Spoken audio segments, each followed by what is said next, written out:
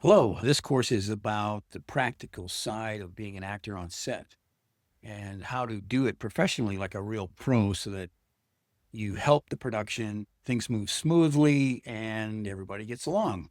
So we'll start with the first thing is that is hitting your marks. So what is a mark? A mark is a place that's marked with tape usually on the floor of where you're working.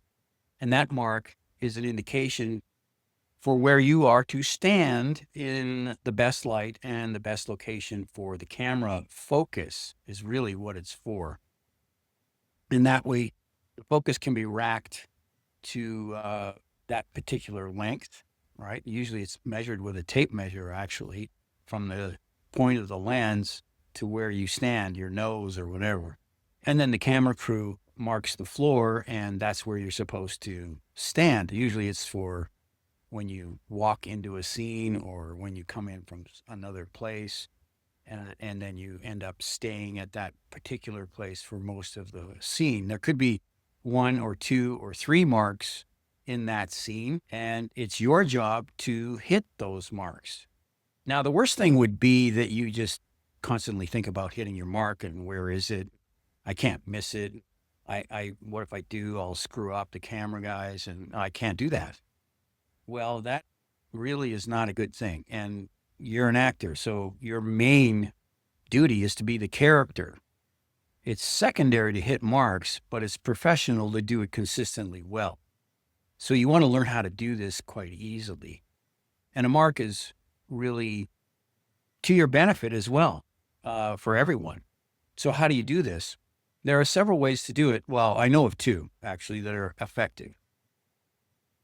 One is you stand on your mark and then you walk backwards, counting how many steps you have to the point where you start your scene.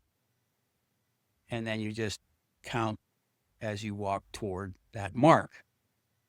Let's say there are five. So you go backwards 5 steps. So you come in, you go count 1, 2, 3, 4, 5, you hit the mark. And you kind of like practice that a little bit so that you don't have to think about it. If you think about it, then again, you're not the character. Characters don't think about marks. Characters don't care about marks. Characters care about the scene, the relationship, what they want, what they're trying to get, and the actions they're trying to commit to. So you don't want that as the predominant thought. So that does work. You can get really good at that, and that's great. If there are several spots in that particular scene and that shot, then you're going to have a little more difficulty, and it's going to be, are you going to do the right angle? Are you going to get there properly? And it gets a bit confusing. So it is an effective way, and it's something that you should try doing. But I'm going to tell you about something that I feel is even better, and I learned this a long time ago. It's not usually taught, so it's it's it's something that's unique to what I teach, and we'll get into that next. Okay, before I get into the what is the super perfect way to hit your mark, I want to say one other thing, which I forgot to tell you, and this is something I see a lot of as a director, even as an acting coach. I saw it. You see it a lot, and an actor who's fairly new doesn't realize, even yeah, actually not just new.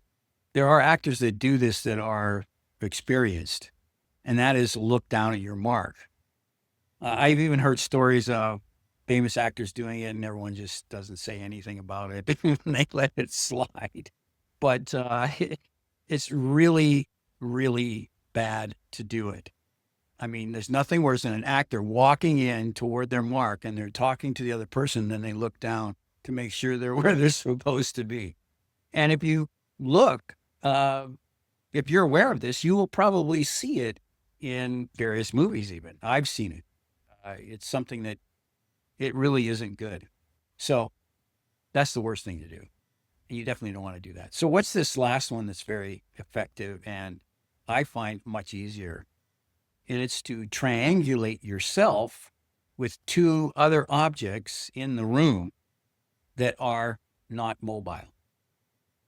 Don't choose something like a camera or a dolly or a person, even. Anything that's movable, do not choose. So, what I'm talking about is choosing a non-movable object, two of them that are a distance apart, and that distance changes between them as you get to your mark, right? If you're far away from it, they're going to be probably closer together. And as you come to your mark, those things spread apart. And you'll notice, okay, that's where they are when I'm on my mark. And then you step back and you can see them getting closer. So you set yourself to that point and you kind of like locate yourself in space. That's where I need to be. And those two things will line up properly. And you do this for every mark. Like if you have 5 marks, you just do it for each mark. Now, 5 marks, that's pretty unusual. 2, okay, that's not even usual, but they happen. 3, very unusual. 5, probably never. But you can do this quite easily if you even have multiple marks. So you find your mark, you look at where those 2 immovable objects are, and locate your body in space with those 2, relative to those 2. You back up and you walk into it again and you try it a couple times and you realize, okay, I know exactly where I need to be. And then you will never, ever look down at your mark. You will always hit it or be very, very close to it. And I find this is the most effective way. I teach actors this on set, in classes, whatever.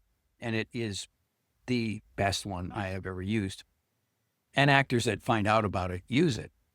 So I highly recommend that one. But you can also do the steps, counting back, as long as you're not walking toward your mark during the scene. Tuesday. Anyway, you got to hit your mark. You help everybody, and everybody's very appreciative. And people talk, it's like, wow, this guy's a pro. Or this girl, she's great. She always hits her mark. Camera will love you. So that's my tip on hitting marks.